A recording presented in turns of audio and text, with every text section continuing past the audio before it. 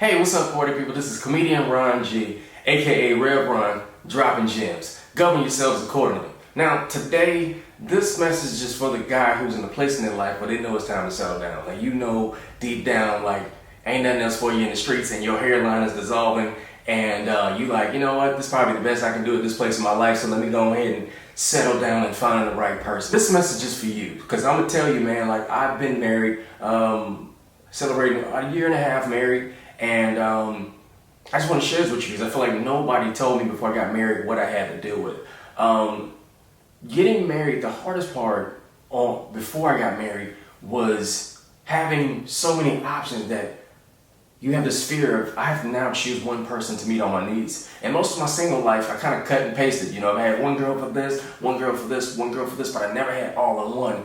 And I felt like when I got married, I can't have those type of friendships and be married at the same time. So when I met my wife, I realized that when we talked, conversation was easy. I never felt like I had to compartmentalize anything, and we literally talked about everything. And I feel like she was my buddy, man. And I would go out and I'd be like, yo, I feel like I miss her. Like, I want to hang out with her. And that was a dope feeling, man. So I was like, that's a sign that she was the one. But also, I feel like as an entertainer, something that I really value was peace and privacy.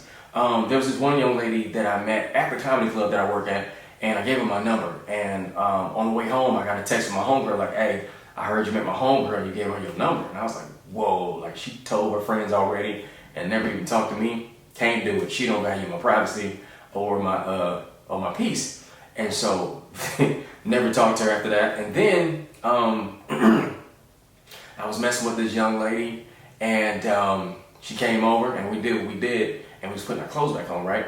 And she got a phone call, like, it was like 2 a.m. And I looked at her, I was like, you about to answer that? And she looked at me with terror in her face and answered the phone and was like, hello? And I can't get a dude cursing her out. She's like, what? He was like, what you doing? You think you're trying to play me, whatever? And she was like, no, I'm not trying to play you. She said, I'm just at my friend's house.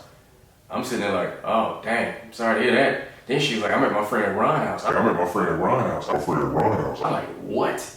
You told this dude that you at my house specifically?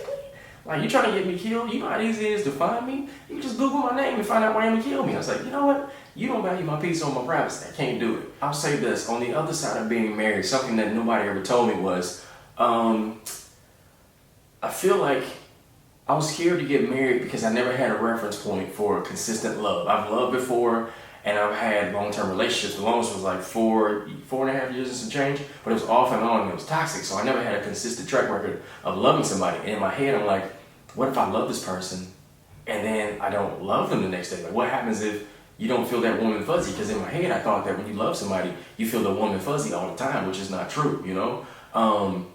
And so I feel like when I got married, I could literally feel God's tangible hand and blessing on my marriage. Like, it was a really dope feeling.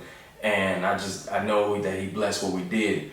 But at the same time, halfway through it, I didn't feel nothing. I didn't feel warm and fuzzy. I got scared. I'm like, do I not love my wife no more? You know, because in your head, you feel like, I have all this love to give somebody and it's always going to be there. But at the same time, you don't really know what love is until you deal with adversity or your person go through stuff, you know? Because it's easy to love somebody when you get your needs met. But what if, you know, somebody gets sick or their family member gets sick or they battle depression or, you know, they lose their job? Will you still offer the same love?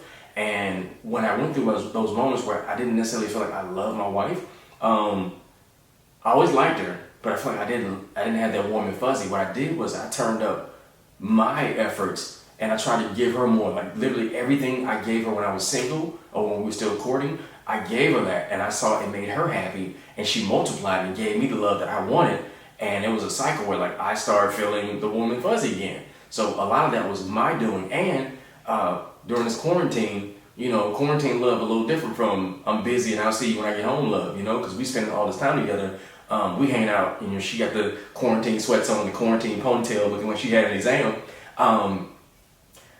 I didn't get a chance to see her get sexy. So I'm sitting there like, you ain't dressing up for me, but it was my fault. Because I had to, like, be consistent with date night. So we made a pact, like, once a week, no matter what, we doing date night. So I would tell her, hey, dress up, we going out, and we would go get some takeout. You know what I'm saying? And, you know, just, I feel like the whole ritual of getting dressed up and getting cute is like what women's jam. You know what I'm saying? So watching a woman get cute and put the little get them girl boots on, the boots that come up to her heels, like the revenge body boots. I liked them a lot. And she put the little tight pants on, the red lips. Oh yeah, she stirred my grits. But anyway, it was dope to see her get sexy. Now, another thing that I had to deal with was I lost my job the year I got married. Because the year before when I was engaged, I booked my first major leading role. I was a dad on Nickelodeon. I made a lot of money, 20 episodes. I've never heard of 20 episodes out the gate.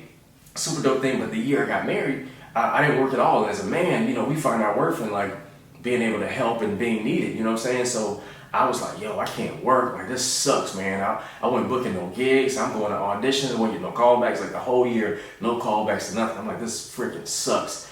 But me and my wife was like, yo, our first year of marriage, we're going to kick it. We're going to travel the world and hang out. And what we did was we traveled. We went on 5 vacations that year. 5 vacations and 3 of them were out of the country.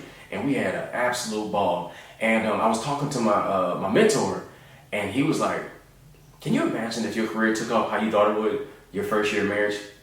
You probably wouldn't be married. 300 dates on the road, you probably wouldn't be married. So the fact that we spent so much time together and our roots got deep, and I realized during quarantine, like, yo, my lady's my buddy, man. Like, being locked up in the house and you can't really go nowhere, and you with somebody and you just enjoy them the whole time, like, for me, it was a blessing, man. So I really, really appreciate that. But on the other side of this, is the thing that people don't tell you. You, as an adult, you have a choice to choose the right mate. You know what I'm saying? If you're an adult, you're a logical person, you put all this effort and time into your career, you put all this time and effort into your degree, but when it's time to get married or date, you choose somebody just because of exterior stuff. And like, what really keeps a marriage together is the soft skills. Now granted, I've only been married for a year and some change. Man, like, I found out, like, if you choose the right person, you get peace. You know what I'm saying? Like, can you imagine, like, going to a school all this time and then choosing some job that you hate? Like, that sucks. It's kind of like when you get married, you got to choose somebody that makes you feel alive, makes you feel loved, and don't make you feel stupid and feel unlovable. You find somebody who brings you peace, and you are responsible for that. That's the thing I learned. Also, being a black man in this world, there's not many safe spaces where you can say how you feel and not be judged. If you tell your homies, you know how you really feel, you're gonna get judged. If you tell your family, they don't always get it, you know, and then you tell some of your friends, they might not always get it. Everybody's value system is different, you know. So having somebody where you can like legit let your hair down, and you can be yourself, you can tell them your fears, your successes, like, yo, I feel like trash. I was delicious in this audition, like, you know, and having somebody like take that in and they got enough grace and love in their heart to like be able to receive that. That's a beautiful thing, man. Everybody don't have that. And last but not least, somebody told me that I got funnier since I got married. I don't know if my wife made me funnier, but I do know that having peace gives you more emotional space to like write about the things that you need to write, because I thought that drama created more comedy content. But honestly, peace gave me more room to explore my thoughts for real and like talk about what I want to talk about. So anyway, if you watching this and you in that space in your life, you like, it's about time to get out the game, this message is for you. Till next time, don't block your blessing.